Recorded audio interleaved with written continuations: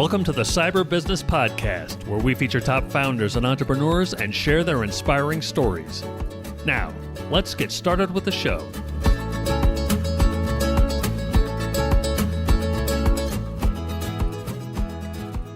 Matthew Connor here, host of the Cyber Business Podcast. Today, we're joined by Silvano Silva, CISO at Nevro. Silvano, welcome to the show. Welcome, Matthew. Thanks for having me here. It's an absolute pleasure. Thanks for being on. And before we get too far in, a quick word from our sponsors. This episode is brought to you by cyberlinks.com. That's cyber, Lynx.com. Do you know if a hacker's in your system? Most people and most companies don't until it's too late and the hacker's already done damage. A hacker's job is to bypass your security, so companies need a way of knowing when someone's gotten past their security. That's where Cyberlinks comes in. We've partnered with the best cybersecurity companies in the world to be able to provide our clients with the best solutions at the best prices. So whether it's managed SIEM, SOC, EDR, MDR, XDR, you name it, we'll help you find the right solution at the right price. Find out more at cyberlinks.com. That's cyber, Lynx.com. Now back to our show. Silvano, for those who aren't familiar, can you tell us about Nevro and your role there as CISO? Absolutely. Nevro is a medical device company. We basically focus on neuropathic pain. Patients with lower back pain and leg pain. People with diabetes, for example, suffer pain. And they have, today they have the oxycoid path. So they have the opioid path, which is never a fun path for them to take. Yeah. And many of them have been taking this for like 30 years or plus, still incapable of having a normal life. And what Nevro came up with several years ago was a device of a 10 kilohertz electric pulse that sends out the signal to the spinal cord. So that device gets implanted in the spinal cord. That implant is done by a physician, and the person starts modulating that frequency over time. And we have a high rate of patients who have significant improvement in their lifestyles. So as an example of people who couldn't walk and they go for a hike and go for a 4-mile run, or so it's quite impressive how this thing evolved. In the last years, since I've been with Nevro, we've created some really cool technology behind it, where there's a mobile device that connects via Bluetooth to the device that's implanted, and uses artificial intelligence, ML, for getting information about how the patient is feeling, the therapy that's being administered to the patient, and sends it out to the cloud. And that's when I came in. We needed to secure all this thing. Plus, we have about 1,200 people in the company, and they are all trying to do what's best for our patients. So I have to protect them. My team and I have to protect them also from all the bad stuff out there. Yeah. Okay. First of all, wow, that is a wild. That's just wild. Because I think everybody likely at this point knows somebody who suffers from some kind of chronic pain, and I think it really is just opioids, right? At this point, it's like that's the solution. And I'd never, until doing the research for this, I'd never heard of this, and it's not something that I think. This has been out for a while, though, right? This has been out for, Nevro has existed for 16 years, commercially speaking. It's a good 12 years or so. We're a public company and have been successful. What differentiates Nevro is not the unique player in this field, but what differentiates Nevro is that Nevro is the only one that can do the high frequency and low frequency. All the other ones are stuck to low frequency, which is studies enough studies show that they are not as effective as high frequency. So Nevro can play in both worlds, and we have a patent on high frequency. That's fantastic. I mean, that's just wild. So, I mean, I think does this kind of whole body pain, or is it specific to It's like lower specific. back? Yeah, yeah. You have to be diagnosed for that sort of therapy.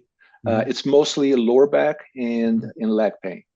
Okay. So a lot of diabetes type 2 patients have the lower back and the leg pain, especially the leg pain. Yeah, And we've been successful in getting into the diabetes market. that's incredible. So, I mean, as CISO, you said your job is to protect, all, the company and the devices and everything. Um, and you've got a number of employees there. I think you're well over a Twelve thousand, hundred. yeah, 1,200. And so that's a serious job. What's your plan of attack there? I mean, I know that everybody's kind of concerned when it comes to medical devices. It's like, Mhm. oh, we keep hearing about how that's the kind of the entryway into a hospital. Then you think, oh wait, a medical device inside a person. All right, now you've upped the ante in terms of, well, I definitely want this protected. So how do you go about, kind of making sure these things are kind of safe and protected? Yeah, yeah, yeah. And it's interesting that you mentioned Matthew because people think of the CISO as the protector of assets for the company. I don't think it that way anymore. I started thinking of that way when I started the job, but way back when. But nowadays, I think of the CISO as someone who is, as part of the executive team, accountable for raising risks to the management, to the board, to the stakeholders that need to make a decision on, is this risk acceptable or not, right? So I just wanted to make that little um, note because I think it's an important one, and you've been doing a good job in terms of educating people on what is the role of the CISO. It's not really to protect. I hear that a lot. Yep. Someone told me the other day the CISO is responsible for protecting and enabling. I like the enabling part, but not so much the protecting part Yep. because you cannot protect 100%. Well, I mean, there's just no way around it, and I think you're right. As the kind of head of security for the organization, it really is about communicating with the C-suite the risks and making sure they understand, and that the rest of the organization is keeping security kind of top of mind. Which, in and of itself, that's really the challenge. So as people are coding, whatever they may be coding, as they're, even you get frontline people, a receptionist, you name it, somebody at the keyboard, keeping that front, top of mind for them. I mean, that's really, at the end of the day, it's the humans are going to be one of the weakest links, statistically, and being able to keep that kind of top of mind and identify those risks and manage that really is the CISO's role. And I think it's changed considerably, in time. And I think people have grown to appreciate it more, for what it is, versus the how did you not keep us safe, right? Kind of thing Correct. of the Yeah. past, which is Yeah. Yeah. really. Yeah, exactly. Yeah, and that's the great point you're making here. I believe that the biggest risk that the company has is the one that me as CISO is not raised to the executive management and to the board. Right. So that's, to me, that start there. So you asked the question, how do you go about protecting this complex ecosystem? And it starts with me trying to identify what are the threats that will cause the highest impact to the company, and having conversations with legal, with privacy, with the business, with the engineering staff, and getting to understand really what the business is willing to risk, Yep. and try to find technical solutions or sometimes non-technical solutions that will mitigate that risk. And the approach that I usually try to take is a very financial oriented. Right now, I report to the CFO. Just like every other CFO, he is very number driven. So if I put in front of him that an investment of 400K will give us a reduction of risk of about $4 million, and will lower our residual risk to say $2 million, and I show that the ROI is there, he's way more apt to come in and say, "Hell, let's go ahead and do this," as opposed to trying to figure out or explain the technical nuances of why MFA is important or why something else is important, which we also have to do to educate people. Yeah. But it all starts with me trying to speak the language of the business, whether I'm in a medical device or a software company or agro industry or you name it. Well, I think what you said there is actually really brilliant, and I want to make sure that we kind of highlight that, because we've talked to so many CIOs and CISOs, and a lot of them will, either they will struggle to get the kind of C-suite buy-in, or it's there, but the struggle is on the education. But I think that you nailed it, where it's, and a lot of people will talk about, you've got to understand the business, yeah, but you put it so beautifully there that in terms of dollars, if you can talk about mitigating the risk and actually placing the risk with the dollar amount, and now you're not talking about some technical thing that, or some technical risk that people don't really understand, or they can easily say, hey, look, we've been doing this for a long time, this has never really been an issue, why now? But now you can clearly point out, hey, look, this is what it'll cost us if we don't. This is what it costs us to prevent it. Boom, and you've got the numbers right there. Now it becomes an easy financial decision, or at least you put numbers to it so they can make a clear and informed decision of like, no, we can accept this risk, or this is too great a risk. And I don't think we've ever had somebody come on and talk about that so succinctly. I think that's brilliant. So I'd like for you to kind of dive into that just a little bit more, to kind of help people like, oh, where would I start doing that, right? If they're kind of they've been struggling with this, getting the C-suite. Yeah. No, that's a great point, because there's no there's no lesson, chapter 5 on CISO, book number 1. It's through a lot of critical reasoning and learning and experience that you go through it.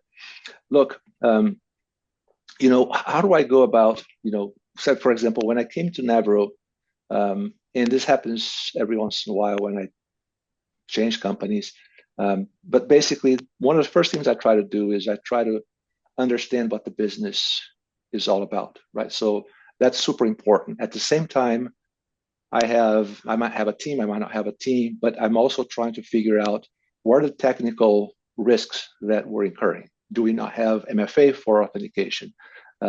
Yes, we do. No, we don't. So try to do those two things at the same time.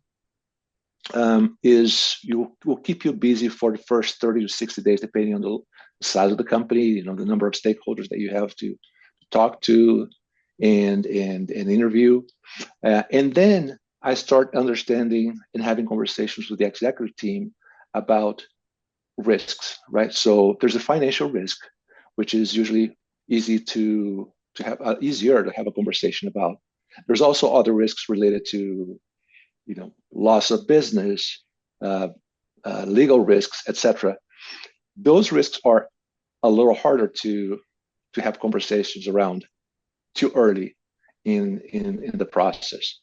Why? Because they're not tangible to the executives. They're not really tangible to the board, unless you get into a situation, which I have not been in a long time, but many other CISOs have, where they come in because the company had a data breach or a major incident that was considered material enough. You see that happening, and what happens then is, all the resources that you can get are available to you, right? So That is the when the pendulum swings to the other side. Yes. But the more normal situation is you don't have that watermark to that line to draw. Yep. So it's a lot of give and take. So you have to experiment. So what I've done is, say for example, just put in a tangible manner here. Let's say I come into the company and we have no MFA. So let's say there's no Okta for authentication, and the company has also thousands of vulnerabilities, and they don't know, can't stop the servers, can't reboot the servers every so often to, and there's a third risk that you identify related to the SDLC because they are not doing SaaS properly or they're not doing DAS properly, etc. Let's say that these three types of very high level risks, just to illustrate. So what I try to do is I try to say, okay, so how much would it cost for us to build a program around each one of those things? And try to translate that into what would be the risk that the company is taking by not implementing each one of those things. Well, now I have a number. You can use all sorts of things. You can use annualized loss expectancy. You can use FAIR, with Monte Carlo simulations, what have you.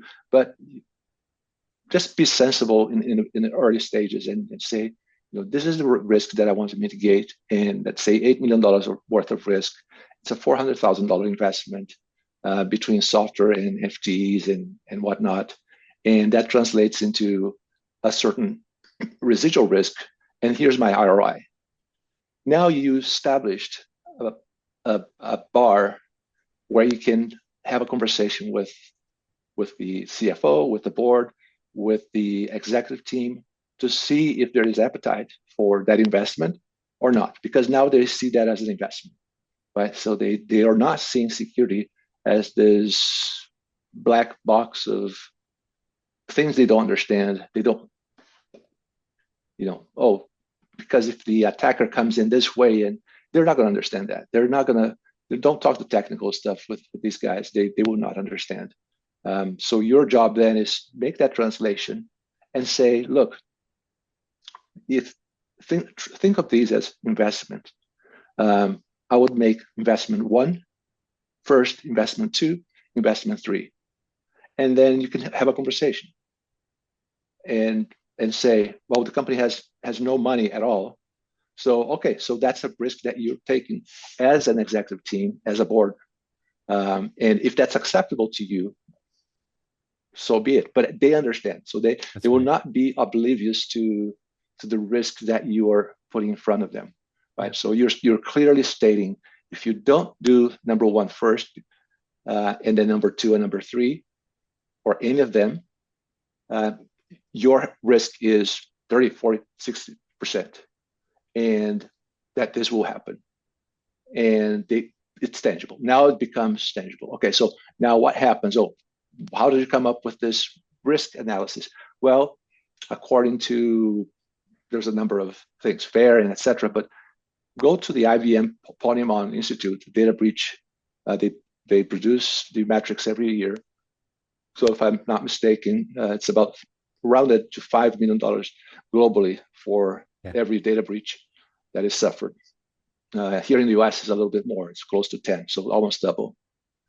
And okay, so that's why I'm saying it's $5 million or $10 million. But it's never going to be $10 million for a company. Okay, so what is it? What do you think is going to be? So have that conversation with the executive team, with the board.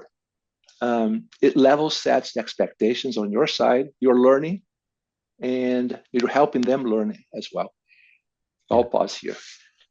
See, I love it because on one hand, I think a lot of people will take almost offense to, hey, you didn't take my idea, my suggestion. I said this was important, and now you're not doing it, so that makes me feel bad. But instead, your approach is really one of, look, It's kind of like giving treating the executive team like the captains of the ship and saying, oh, this is a storm that we see out at sea. We might hit it. If we do, it may be here and it may. So what do you want to do about that? Nothing. We're going to keep. Okay, cool. You're the captains. Fantastic. There's no need to take offense to that. Now they can go into it, be like, oh crap, there's a storm coming. There's potential storm going to brew in this area. Got it. Cool. And they can make the decision. But now it's no longer on you, and it's no longer one of these things where you even have to feel bad about it. Great. These are the things. I put that out there. Now, as a collective team, as a company, we're moving in this direction. Fantastic. Now everybody can be on board and marching in the same direction. Great. And there are no surprises. And there are no surprises, Matthew. Yep. And the other thing about this is because it has happened to me, right? So bring the options and they say, well, look, we have no money to spend on anything right now. Okay, so 3 months from now, guys, the threats have not changed. Actually, they have. They've gotten worse. Yeah, they only the get risk worse. is higher. It's just getting worse. Let's review this. So don't take the no at the moment as a no forever, right? So it's not a permanent situation. It's not a permanent status or state. It's a state of it was not this quarter, and maybe the company will get better or not next quarter. Let's revisit this the next quarter and present them with, maybe there's a fourth option. There's a fourth risk now that raised to the occasion, and now what was number one is number two, and everything else gets shifted. So keep having this conversation with them, and don't take things from the perspective of you have to do all the things that the ISO 27001 or SOC 2 Type 2 tell us to do, because that's not necessarily true. It's every company is a different company, and every business has a different situation. Yeah, no, they're frameworks and guides. They're not mandated regulations, right? So I think the other thing that I really like about how you present this, that it was presenting it as an investment, right? Because a lot of people we've had on, they talk about how they are seen kind of like risks and not being a revenue generator, so they're seen more as insurance. Yeah, I think that it's I think by default it's easy to be seen as that. But you kind of flip the script here, and I really like that. I think it's a really great way of putting it, as it's an investment number one. For $4,000, we're going to save, or $400,000, we're going to save, this $5 million or $10 million, whatever it is. So yeah, it might not happen, but these are potential savings for this $400,000 investment. Now it kind of flips it from being this negative, like we're just trying to be defensive here, and makes it much more proactive and saying, no, we're going to invest this for a brighter future, instead of being reactive and be like, well, we don't. Now we got a $10 million bill and a damaged reputation, and now we've got to we're playing catch up. So instead, turn it into an investment. I think that's a brilliant way to go about it. And the way to do it, just to go one level down from here, Matthew, the way to do it is really to do just like you're running a business, right? So when the CEO comes to the board, when any of the executives come to the board to have a conversation about the investments, there's a return on that investment. And sometimes it's a very tangible return. Sometimes it's more fluid. It's harder to gauge. But it starts with that. So we're not doing anything different, and we shouldn't be doing anything different.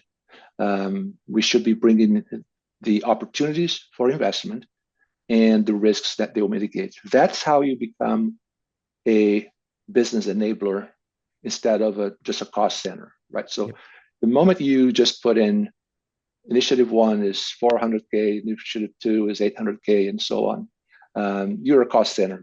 They're not really sure why they're investing. They might trust you. You might be a reputable CISO and you have a competent team, but you have to pass that trust that you understand what the business is trying to do.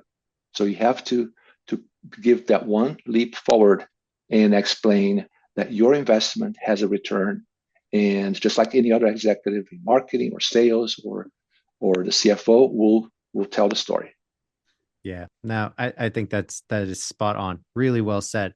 So, one of the things I like to talk about with our guests is kind of their origin story, right? I think I think it really helps to, people listening who, maybe are new to the industry or coming up, to hear that there really isn't one path to success when it comes to IT or security, no matter which side you're falling on. And so I love hearing that, because I don't think we've had two on that have had the same path. So can you tell us, a little bit about your journey, and kind of tell us your origin story here, how you got into it and how you got to where you are? Yeah, absolutely. And it's interesting to look back, 30 years now, and see everything from the hindsight. It's much easier to visualize. But I'm an engineer by training, so I graduated in electronic engineering. I was doing a master's in networking at that time. By the way, I'm dating myself because it's way before internet was a public thing for anybody. But I halfway through my master's, I was doing some work as a trainee for a company, a networking company, developing NIC cards and multiplexers and that sort of thing, modems, 1200 baud and 2400 baud modems, etc. Mm-hmm. Yeah, and I was doing development in low-level language development, engineering, hardware engineering. I did that for a good 4 years, 5 years or so, and then after that, like everything else, I became more of a networking engineer in the sense of how we think of networking engineers today. Mm-hmm. So I made that transition, and I've been also very curious, Matthew, about everything. So I've always been the type of individual who would be going after the latest thing, right? So be curious about it. Sometimes I'll be curious and not really care much about it later. But I was always trying to figure out what's the landscape of technology around me. So along the lines of doing this networking stuff and IT stuff, I've done a lot of stuff related to databases and Oracle at the time, and SQL, and with Microsoft came up with Microsoft SQL. So always trying to figure out where my passion lied. At one point in time, I saw that there was a common thread, actually a couple of common threads that I thought was quite interesting. One was architectural knowledge. Architectural knowledge, whether you're a developer or a networking person or a manager, you have to have that. So having had the opportunity to go through so many different types of jobs and roles gave me a little bit better understanding and appreciation of how architecture plays into a complex system or complex systems. The second thing was I started to realize, holy cow, these things are interconnected every so often, more and more over the years. And at some point, this thing is going to need high experts, deep experts in terms of security. That's when I started to veer into the security world, and it became slowly but surely became a passion of mine. Doing IT, part of IT infrastructure, and security. I was fortunate because I had about 7, 5, or 8 years at a very large Fortune 100 company, where I got exposed to not only the technical things, but also I had the opportunity to work with a lot of smart people, a lot of good teams, and exercise my leadership skills. And I don't think that I was especially gifted in terms of any leadership skills. And it's proof to me that that's something that can be developed over time. I strongly believe that's the case. Definitely. So I went through this job, and I've started to become manager and director and so on. At some point, I started to get itchy about having run my own shop, so to speak. So I went into and joined a startup, kind of an older startup, but still a startup. And we got fortunate. We went public, and then we got bought by a private equity company. And ever since then, I've been jumping around between startups and larger companies, more established companies. And that's quite an interesting thing for me because I've focused a lot on healthcare and pharmaceuticals, but I tend to go out and do a lot of SaaS and tech stuff since 2008. It was my first SaaS gig, so to speak. I'm trying to protect or a SaaS or organization.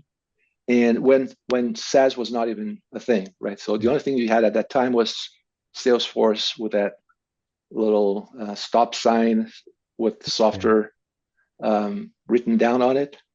But SaaS was really not a thing. It's more of I forget what we used to call back at those days. But fast forward in Matthew, I think what has happened with me was this this iterative process of being very technical in a number of things, understanding technology, having a passion for security or for securing the systems, having this foresight, and allowing me to develop my leadership skills, led me to this path of CISO. If you were to ask me, did I ever shoot for becoming a CISO ever in my career? The straight answer is no. Well, first of all, there was no chief information security officer Didn't at exist that time. Yep. But say CIO, right? So I didn't want to be a CIO necessarily. I wanted to do something that had an impact, and that I could have enjoyment and work with smart people, develop myself and others, and that's what led me to this path. Well, I think the curiosity thing is so it's so important in people's success. I mean, you find it's so common that being intellectually curious about your field, or that's really kind of what drives people's success. I find. I mean, I don't think I've met one successful person who wasn't curious. It's just you can't be, even if no matter how motivated you are, if you're not curious, well, then you're just going to keep doing that same thing over and over and be very motivated at it, but you're not going to grow and continue to achieve. But so I think that's really interesting that you kind of pointed that out. And I think that's great for everybody kind of getting into any kind of work, to remember to be curious. Just because you finish school, that is not the end of your learning. That should be the very beginning. You just got the foundation. Now it's time to go and be curious about the world. But you said something that was really fascinating to me is the going back and forth between startups and larger companies that you don't see too often. You see somebody, maybe they dip their toe in the water of a startup, and then they're like, nope, going back to the big companies, right? So how do you do that, and kind of what's the advantages, disadvantage? Why do you keep going back and forth? How's that work? Yeah. So it's first of all, it's not a big plan of mine that I have laid out for the next X number of years. What that is mostly a series of planning and opportunities. So I'll give you an example. When I was with Johnson and Johnson, this very large company, I had been there for a number of years. At some point, it felt to me that I had done enough. I had done pretty much everything that I could have done. And then opportunity came about with this company. And I said, well, that's a challenge. And that's something new. It might seem like the same job, but it's not, because now the buzz stops with me, right? The bug stops with me. And I thought that was the opportunity of a lifetime that I couldn't pass. So I jumped in, and from that company, I went into a cleantech company, also startup. It was a company at the time, it's 2008, where it was an electrical vehicle battery switch station company called Better Place. Okay. The company no longer exists, and we tried to do something way ahead of our time, but it was the coolest thing ever, because the idea behind it is you would have these battery switch stations, electric cars driving. You would stop by, the robot would pull out the battery from underneath the car, and you would drive in 2 minutes. You subscribe do that in China now. You do that in China, yep. Exactly, in Japan. So that gave me exposure to OT stuff, to stuff that in a normal environment, and to public facing technology that you have to safeguard. From that company, I went to a more established company. It was, again, a healthcare company, 40,000 people. And what I noticed was, and then back into startups. And what I noticed is, at some point unless you're in a very specific field, in a larger company, things slow down. It just feels to me that they slow down a little bit, right? So there's more process-related activities that you have to go through. In a startup, you have to be more nimble. You have to be more agile. You can be, and you should be, more adventurous. And I think that's the fun part for me, and also the more interesting piece of knowledge that I bring when I go to another company, is that I get to have had the experience in another place that people within that place don't really have necessarily. They maybe can learn from the far, they can read about it, they can see, they can talk to people, but having the experience, to me, is invaluable.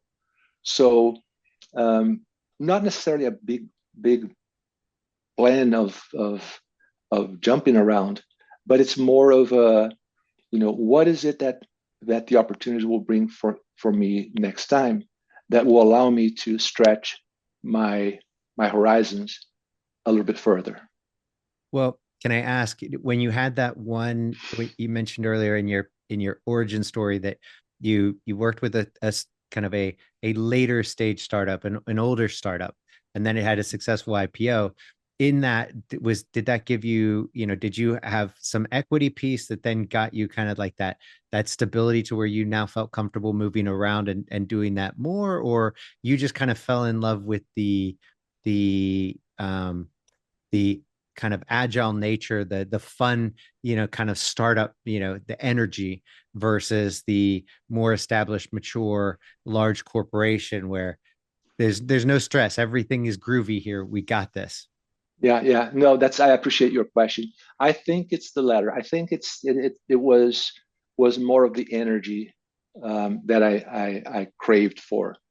I went into a company where it was hyper growth at the time. The company had, in just about a year, we were able to raise almost $1 billion.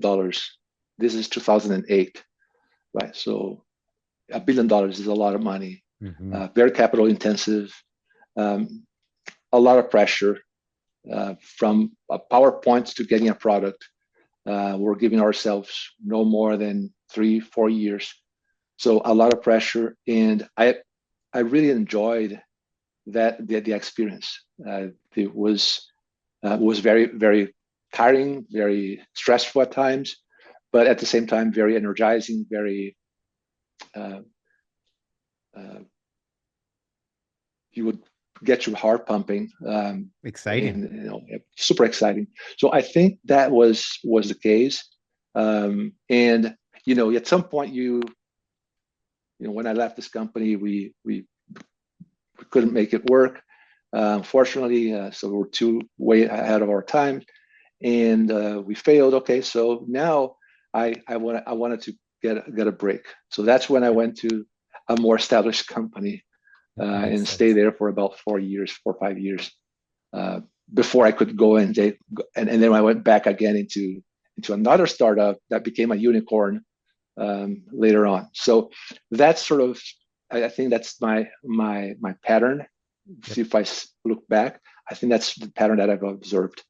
I think that's a fair pattern. You spend some time, you get a little, worn down, you go, step off to the sidelines a little bit, recharge, recover, then step back into it. It makes perfect sense.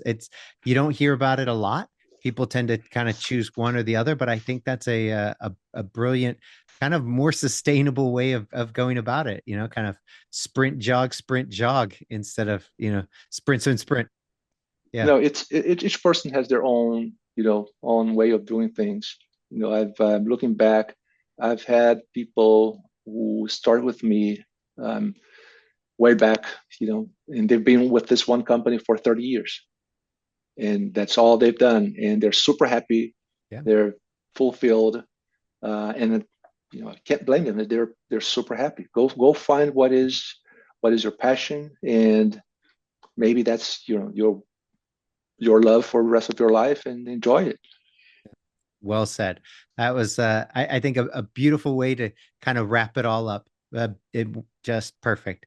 But before we go, can you tell everybody where they can find out more about you and more about Nevro? Yeah, so they can go to Nevro, www.nevro.com, for things about Nevro. And about me, I'm not very public, so to speak. I'm on LinkedIn. You can find me on LinkedIn. Follow me, connect. Every once in a while, I've been trying to get better at publishing things on LinkedIn that I think are important for security. And yes, find me on LinkedIn, Silvano Silva. Well, thanks again for coming on, and until next time. Thank you. Thanks for listening to the Cyber Business Podcast. We'll see you again next time, and be sure to click subscribe to get future episodes.